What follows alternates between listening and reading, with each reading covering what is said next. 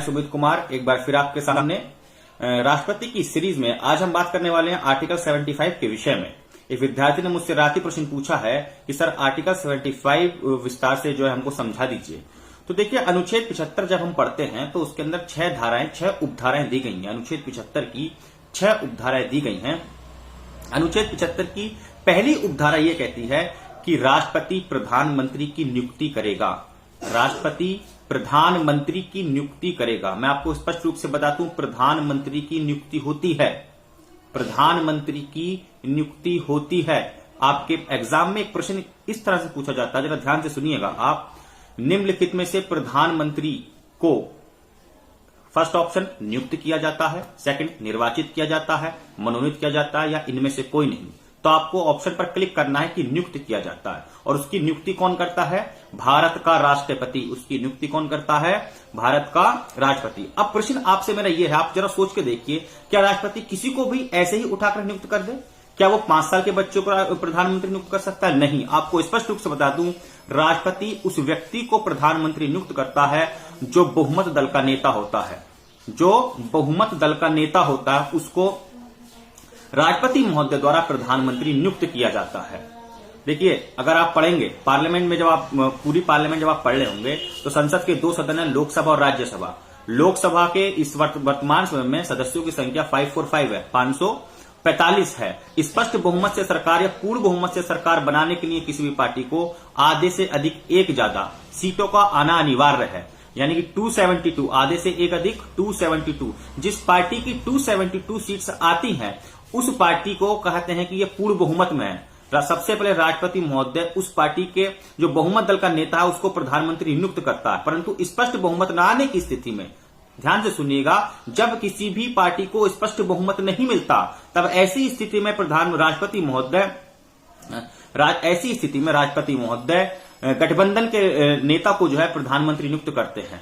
गठबंधन के नेता को प्रधानमंत्री नियुक्त करते हैं। दूसरी बात, इसकी फर्स्ट क्लोज में आपको यह बात याद रखनी है कि पहले मैंने आपको बताया कि प्रधानमंत्री की नियुक्ति होती है जो करता है राष्ट्रपति। इसके अतिरिक्त प्रधानमंत्री की अनुशंसा पर राष्ट्रपति महोदय अन्य मंत्रियों की नियुक्ति करते हैं। ध्यान से सुनिएगा, प्रधानमंत्री की अनुशंसा पर ही राष्ट्रपति महोदय अन्य मंत्रियों की नियुक्ति करते हैं। लेकिन एक बात आपको यहां पर नीचे ये याद रखनी है कि मंत्री परिषद में कुल मंत्रियों की संख्या कुल लोकसभा के सदस्यों की संख्या से 15% अधिक नहीं होगी।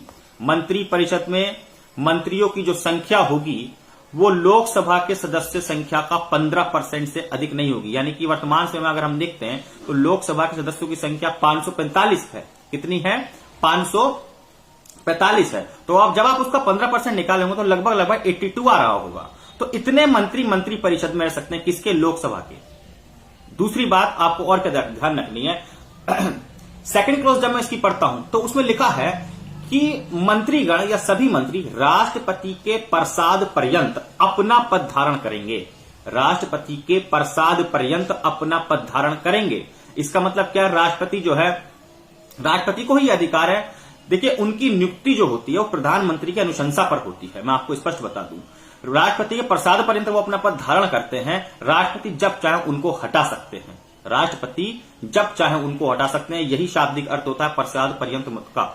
प्रसाद पर्यंत का यही मतलब है कि राष्ट्रपति जब चाहे उनको हटा सकते हैं। वहीं थर्ड क्लोज जब आप पढ़ लोगे, प्यारे बच्चों, इस थर्ड क्लोज को ध्यान से समझिएगा, ये परीक्षा की दृष्टि से बहुत ही इंपोर्टेंट है। जब हम इसकी 75 की थर्ड क्लोज जब हम पढ़ रहे होते हैं तो उसमें लिखा, स्पष्ट रूप से लिखा हुआ है कि मंत्री परिषद सामूहिक रूप से लोकसभा के प्रति उत्तरदायी होगी।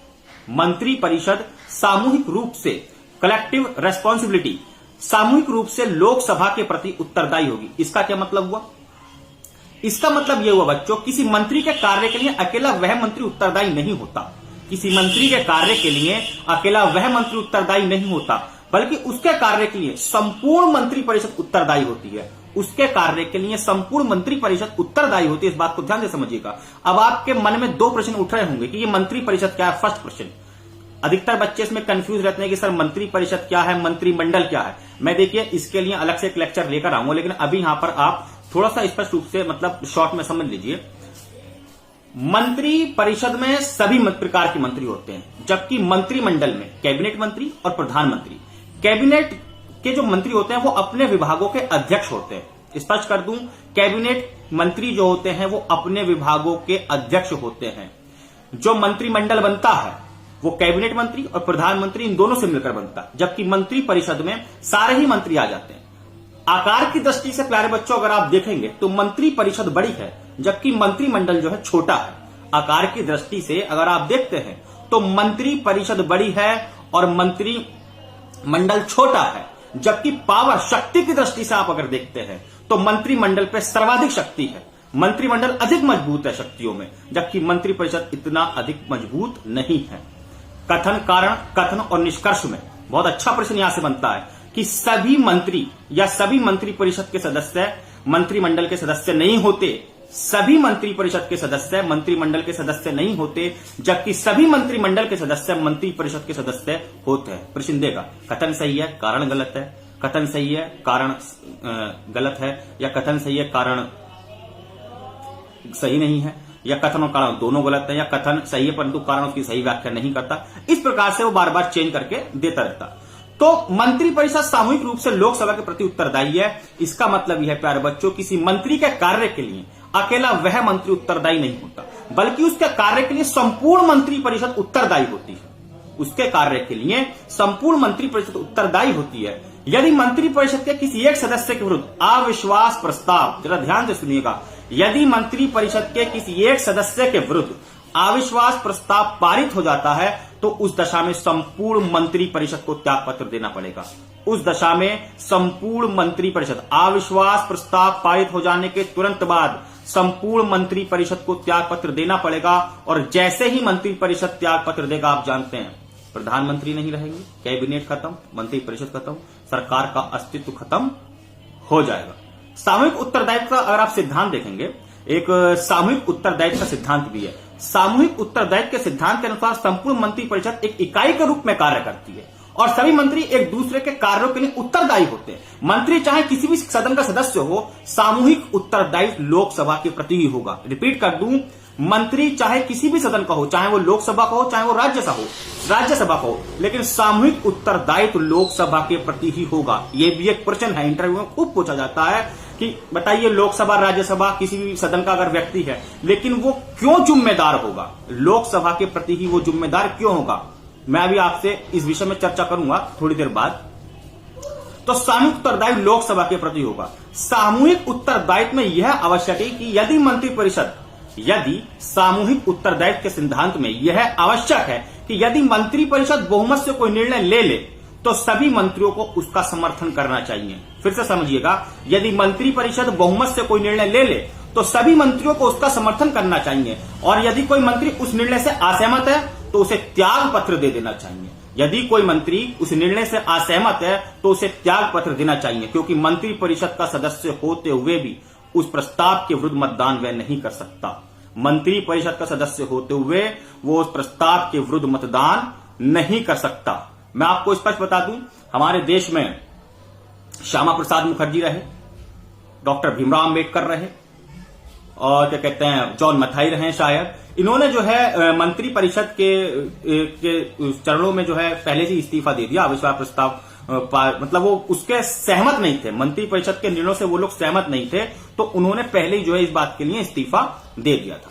तो 75 की तीसरी क्लोज में आपको केवल इतनी बात याद रखनी है कि मंत्री परिषद सामूहिक रूप से लोकसभा के प्रति उत्तरदायी है। बात करता हूं 75 की चौथी क्लोज की। चौथी उपधारा प्यारे बच्चों ये कहती है कि सभी मंत्री, अब देखिए सभी मंत्री, इसमें प्रधानमंत्री भी शामिल है, यही बात समझने की आपको, सभी मंत्री अपने पद और गोपनीयता की शपथ राष्ट्रपति के समक्ष लेंगे और वो अनुसूची 3 के प्रारूप के तहत ही लेंगे। यह बात आपको यहां समझनी है। मंत्रियों की शपथ का उल्लेख अनुसूची 3 का जो प्रारूप है, जो फॉर्मेट दिया गया, उसके तहत शपथ लेते हैं, पद की और अपनी गोपनीयता की शपथ लेते हैं। एक प्रश्न यहां से बहुत अच्छा एग्जाम में पूछा जाता है कि बताइए प्रधानमंत्री की शपथ का उल्लेख कहां मिलता है। प्यारे बच्चों आपको बता दूं, अलग से प्रधानमंत्री की शपथ का कोई उल्लेख नहीं है। पूरे भारतीय संविधान के अंदर आप पढ़ेंगे तो अलग से प्रधानमंत्री की शपथ का कोई उल्लेख नहीं है। प्रधानमंत्री की शपथ का उल्लेख भी भारतीय संविधान के अनुच्छेद 75 की उपधारा 4 में जो मंत्रियों की शपथ है, वही शपथ प्रधानमंत्री की है। और वो कैसी होगी, उसका फॉर्मेट कैसा होगा, उसका प्रारूप कैसा होगा, जैसा निर्दिष्ट है अनुसूची 3 में। यहां पर आपको यह बात याद रखनी है, प्रधानमंत्री की शपथ का कोई उल्लेख नहीं है। वही 5वीं क्लोज, बहुत अच्छा प्रश्न 5वीं क्लोज से भी बनता है कि भारतीय संविधान के अनुच्छेद 75 का अगर 5वीं उद्धार हम देखते हैं तो उसमें लिखा है, कोई व्यक्ति जो सदन का सदस्य नहीं है, कोई व्यक्ति, ध्यान से समझिएगा, जो सदन का, किसी भी सदन का सदस्य नहीं है, ना है वो लोकसभा का, ना ही वो राज्यसभा का, और मंत्री नियुक्त हो जाता है या मंत्री निर्वाचित हो जाता है, तो उसके लिए यह आवश्यक है कि वो 6 माह के भीतर किसी भी सदन का सदस्य बने। उसके लिए यह आवश्यक है 6 माह का टाइम पीरियड, कि वो इन 6 माह के भीतर चाहे वो लोकसभा का सदस्य बने, चाहे वो राज्यसभा का सदस्य बने। अगर वो ये शर्त पूरी नहीं करता, अगर वो सदन का सदस्य नहीं बन पाता है, तो उसे अपना पद छोड़ना पड़ेगा। तो उसे अपना मंत्री का पद, प्यारे बच्चों, छोड़ना ही पड़ेगा। मंत्री के लिए आवश्यक है। आपने सुना होगा, पढ़ा भी होगा कि एच.डी. देवगौड़ा, गुजराल थे, इंदिरा गांधी थी, डॉक्टर मनमोहन सिंह थे, ये सब लोग जब प्रधानमंत्री बने तो राज्यसभा के सदस्य क्या कहते हैं ये रहे हैं। और डॉक्टर मनमोहन सिंह जी के विषय में क्वेश्चन और पूछा जाता है कि उनका राज्यसभा का स्थान कौन सा था, तो मैं आपको स्पष्ट बता दूं, असम से वो उस समय जो है राज्यसभा के सदस्य थे। तो 75 की मैंने 5 क्लोज आपको समझाइए प्यारे बच्चों, उम्मीद करता हूं आपको समझ में आई होगी।